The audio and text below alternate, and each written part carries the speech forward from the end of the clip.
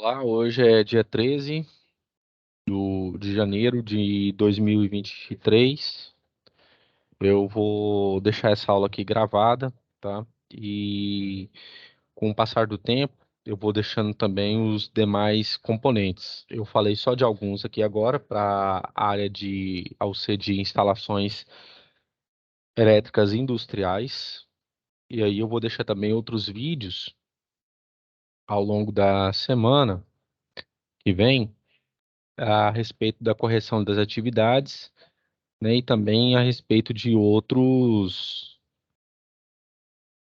equipamentos que nós utilizamos na indústria, ok?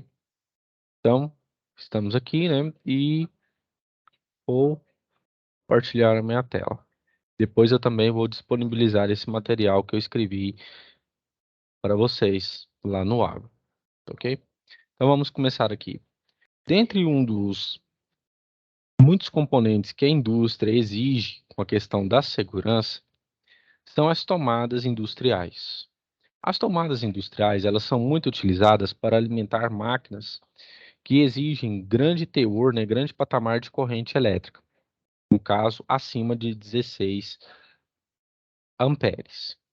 Essas tomadas são muito utilizadas a fim de evitar explosões, são também utilizadas para que não haja centelha de qualquer tipo de faiscamento que possa ocorrer explosões e contato com os gases, protegem as tomadas contra umidade, vapores, pó e também são muito mais resistentes do que as tomadas convencionais.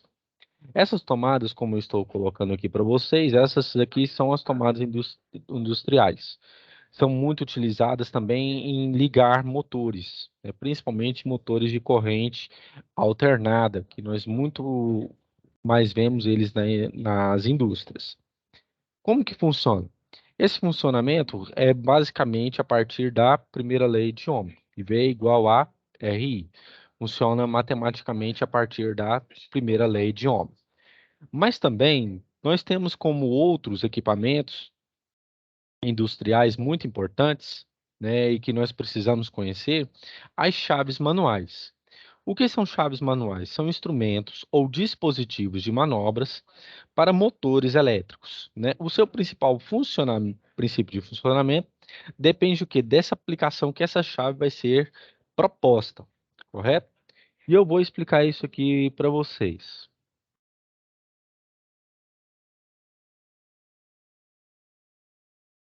Suponhamos, deixe-me desenhar um gráfico aqui, meramente ilustrativo.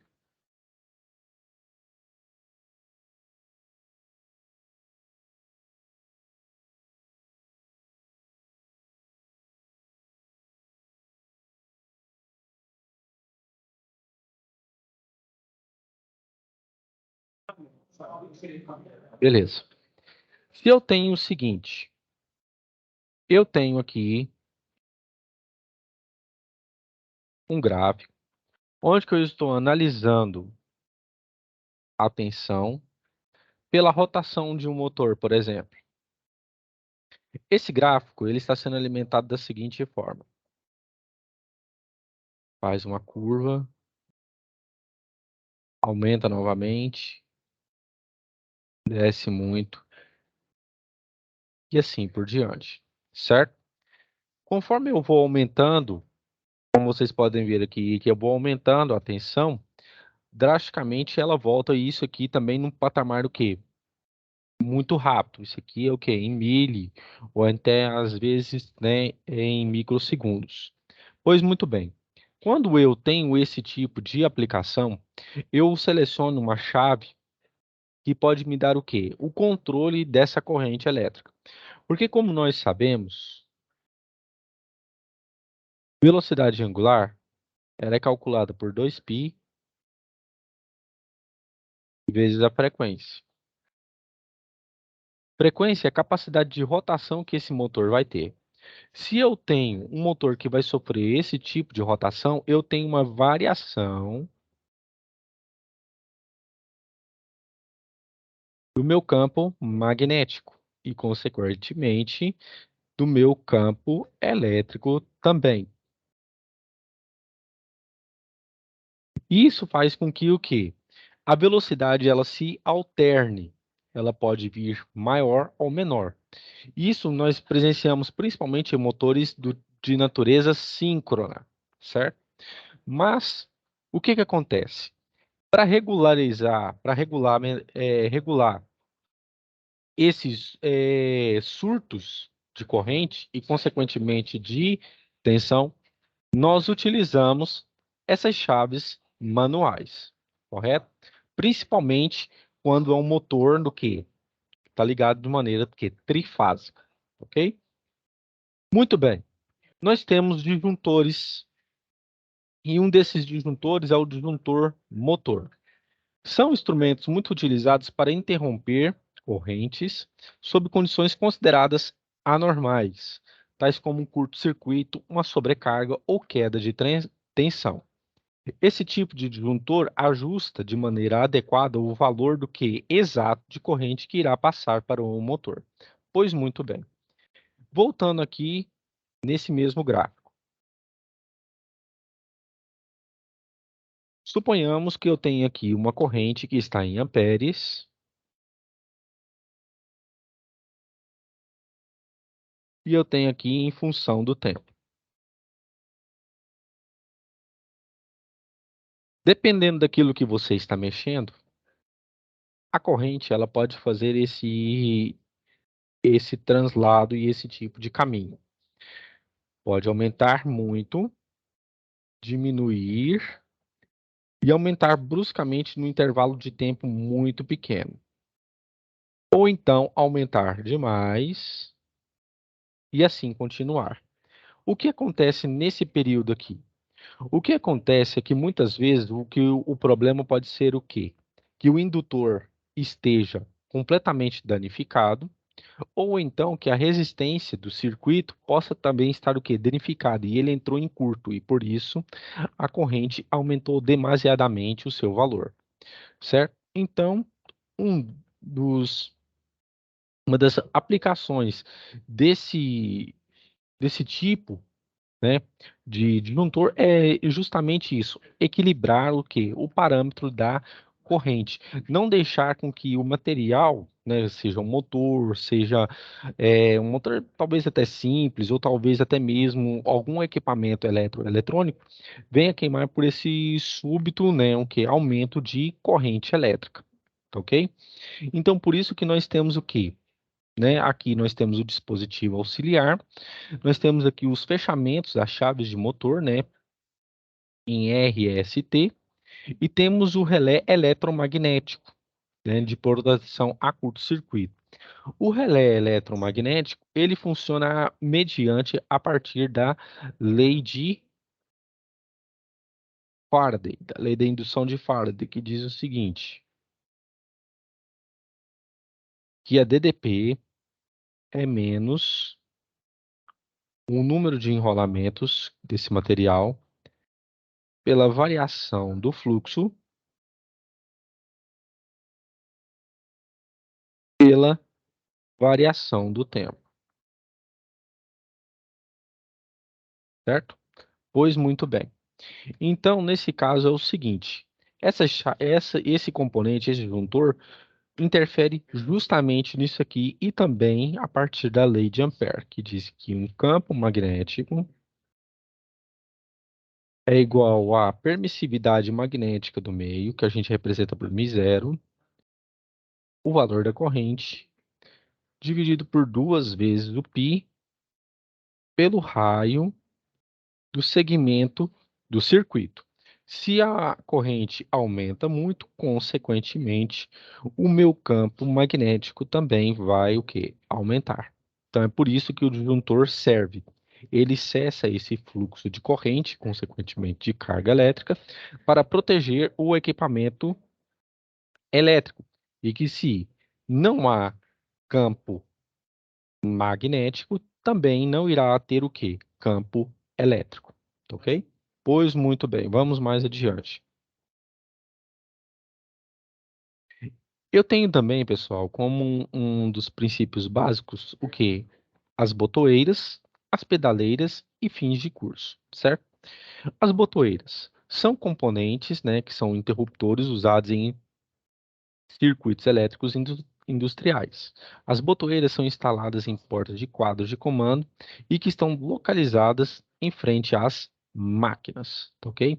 Aquele botão que você muitas vezes vê, como aqui nesse caso, uma botoeira de dupla isolação, é o que nós temos. O botão liga e o botão que desliga. Pois muito bem. Mais adiante. Já as pedaleiras são muito utilizadas em máquinas onde o operador tem a função de ligar e desligar o equipamento com o pé, certo?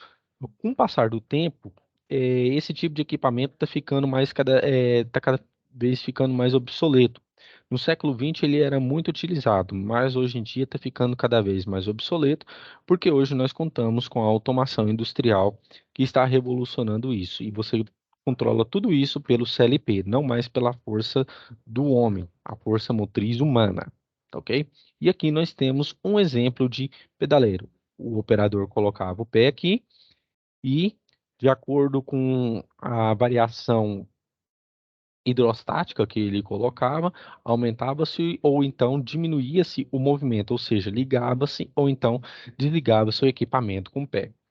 Os equipamentos com fins de curso têm a maior aplicação como limitadores de deslocamento e proteção de máquinas, cada um com botão e um tipo de atividade o quê? Específica. Aqui nós temos o quê? O botão de emergência de socorro, que nós temos, os cabeçotes para comutadores com chave e os comutadores.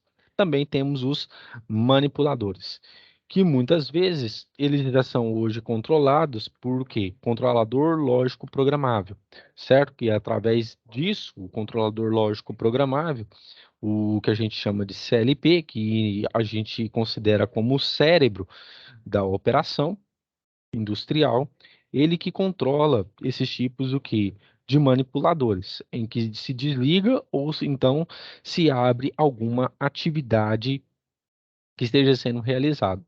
Talvez numa linha de staff, por exemplo, de produção, de manutenção ou então de larga escala, né? Esses tipos de manipuladores eles são muito utilizados ainda, né? E funcionam a partir do princípio de Steven, né? Que é a hidrostática e também pelo princípio da lei de Pascal, ok? Muito bem. Sinalizadores. Nós temos diversos sinalizadores que são muito utilizados, né, em máquinas ou em instalações. Nós temos os instaladores dos tipos luminosos e sonoros, que são muito utilizados também em quadros de comando. Para quem lembra de algum tempo atrás, e se eu não me engano é quase 4 ou 5 anos atrás, do rompimento daquela barragem em Minas Gerais, o que que aconteceu? Alguns engenheiros mecânicos, né, e também civis, foram chamados para fazer o levantamento daquilo que aconteceu, que fez com que a unidade daquela barragem cedesse. E foi comprovado que o alarme audiovisual e a sirene não estavam corretamente ligados. Dependendo do que a gente vê hoje, eles têm que ser instalados a uma determinada altura, certo? E num lugar que ecoa muito bem o som. E como que a gente determina isso? Através da frequência do ouvinte. E tudo isso é através do chamado efeito Doppler. Quando você passa, quando uma ambulância, na verdade, passa por você e você tem aquela sensação de que depois que ela passa por você, ela está, entre aspas, desafinando ou perdendo a capacidade de som, aquilo lá é mediante ao efeito Doppler. E ele vai depender do meio em que se propaga e também da frequência do ouvinte e da frequência do som. Sabemos que a velocidade do som é de aproximadamente 340 metros por segundo.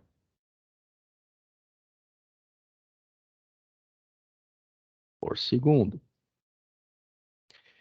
E a frequência por nós ouvida, né, nós temos o quê? A frequência aparente, que é a frequência do observador, que é calculada pela velocidade do som,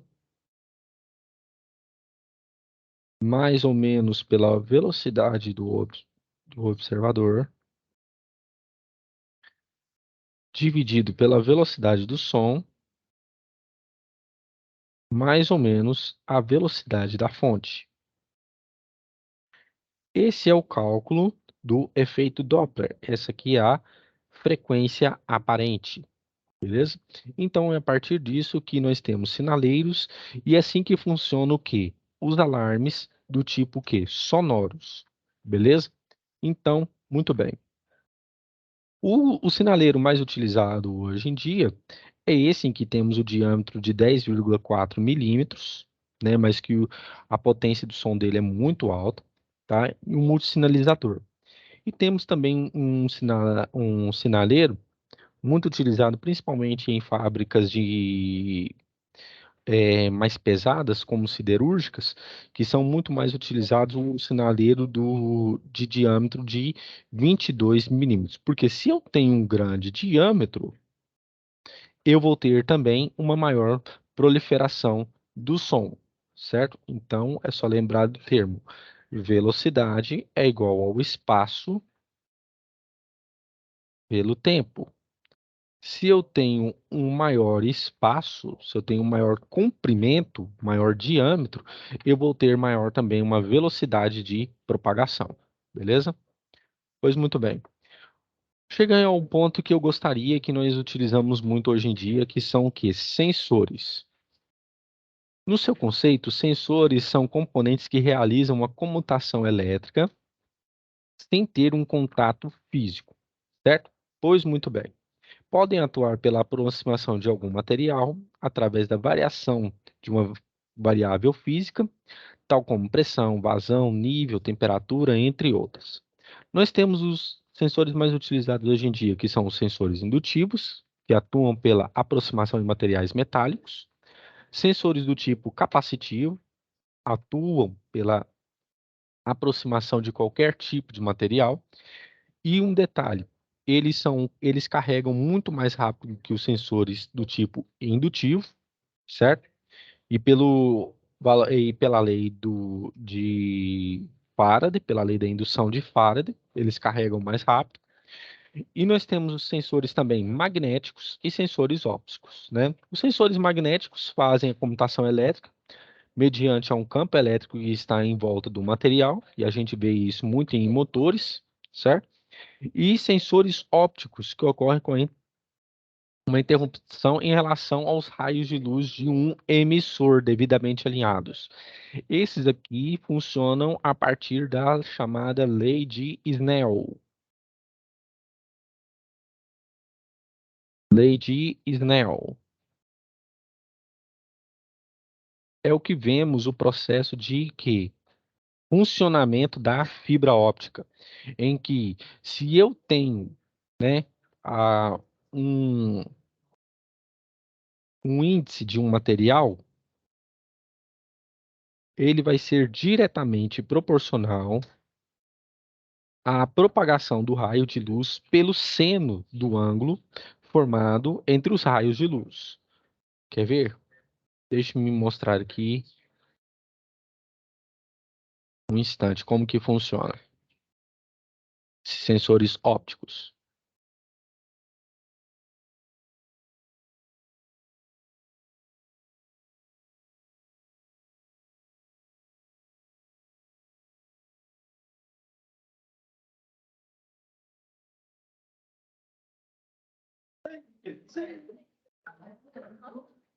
Temos aquele que você vai reclamando na justiça. Não tem.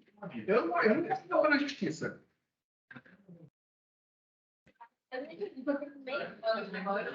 Porque não tem.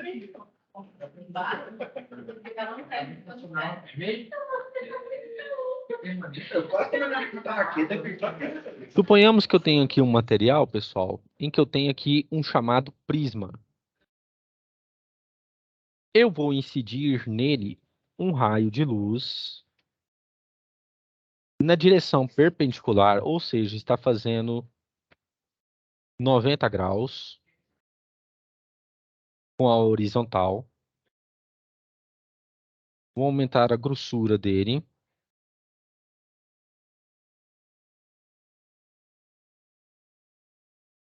E estou incidindo aqui esse raio de luz, certo?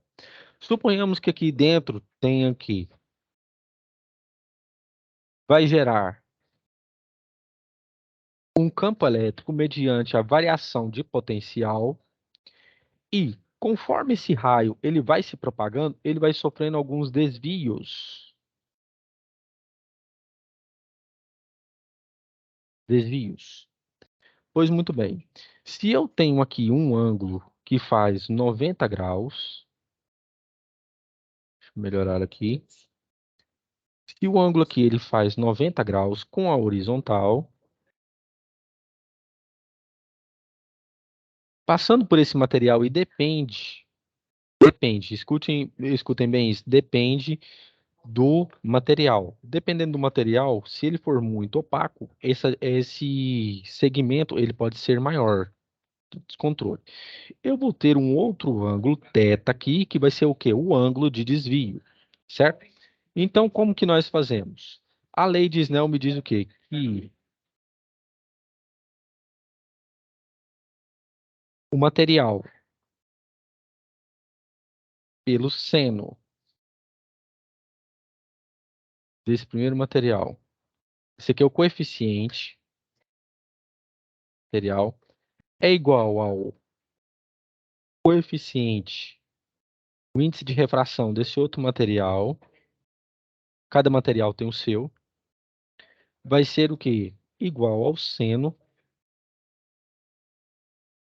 do ângulo, o quê? Desviado, beleza? Como o ar, eu sei que o ar é 1, e se o seno dele é 90 e corresponde a 1, como que faz? Eu vou calcular o valor desse ângulo mediante ao seno do desvio em relação a 1 pelo índice de refração do segundo material. Por isso que o vidro ele é aproximadamente 0,56, dependendo. Cada material tem o seu. Então, esse ângulo crítico que nós temos aqui no sensor óptico vai ser o arco, cujo seno vai ser 1 sobre o índice de refração desse material. Esse índice de refração aqui, ele tem que ser menor do que 1, porque aí ele vai fazer o quê? A reflexão interna total. É o que nós temos num sensor óptico hoje em dia. É a partir da lei de Snell que determina o funcionamento desses sensores, certo? Nós temos aqui um sensor de temperatura, controle de temperatura, um termostato, e um pressostato de pressão, certo? Beleza? Magnético. Nós temos os contatores, que nada mais é do que uma chave que liga e desliga, né, o seu funcionamento. É também a partir de efeito eletromagnético, é através da lei da indução de Faraday, em que nós temos aqui o contato físico, o contato móvel, o núcleo dele, a bobina, que vem a partir da lei de Faraday, em que a DDP é menos o número de espiras desse material pelo fluxo magnético em relação ao tempo em que está circulando uma corrente aqui, uma corrente de magnetização, de acordo com a segunda lei de Maxwell, do eletromagnetismo. E nós temos aqui um núcleo físico. Cada material, ele tem o seu o quê? A sua constante desse material. Pois muito bem. Nós temos aqui o tipo de contator mais utilizado, que é esse, e nós temos esse outro aqui também, com as chaves, tá ok? E todos eles funcionam a partir da lei de Faraday por causa do seu eletroímã interno. Pois muito bem, ok? Nós temos aqui os tipos de identificação para esse contator. Nós temos as identificações utilizadas como os contatos principais, como vocês estão vendo, a bobina que fica nessa parte aqui interna, com o seu número de espiras e os contatos auxiliares em que podemos o quê? Ligar algum tipo de motor, algum tipo de fechamento para fechar a questão da corrente e depende muito daquilo que você vai utilizar na indústria. Dependendo da nomenclatura, nós temos o que? Normalmente fechado, que vem do inglês normally closed, mas nós utilizamos no Brasil NF, que é o normalmente fechado, e nós temos também o normalmente aberto, que é o NA. Alguns manuais que vêm em inglês, eles vêm o quê? NO, normalmente normally open, né? Normalmente aberto. E o contato 1.2, nesse caso, ele fica normalmente fechado. O uso de contatores, eles permitem determinar, comandar à distância grandes cargas que vão fluindo em pequenas correntes, determina a velocidade de abertura e fechamento desses contatos e automação de circuitos também, ok? Nós temos os relés térmicos, que é um outro tipo de equipamento muito utilizado na indústria atualmente. Para o contato do tipo CA em frequência de 60 Hz, eles podem variar a sua tensão, que varia de 24 para 600 volts, e do tipo CC, eles variam de 12 a 440 volts. Por que então há essa diferença? É muito simples, é por causa das chamadas correntes de Foucault, as correntes de perda.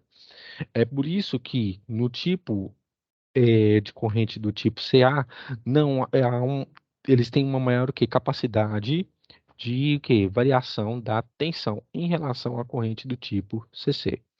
Um contator ele pode ter duas, três ou quatro contatos principais, sendo que o mais comum é utilizado de três entradas. Os contatores eles podem ser somente de dois tipos, auxiliares e principais, ou então ambos, e vai depender daquilo que a indústria vai exigir.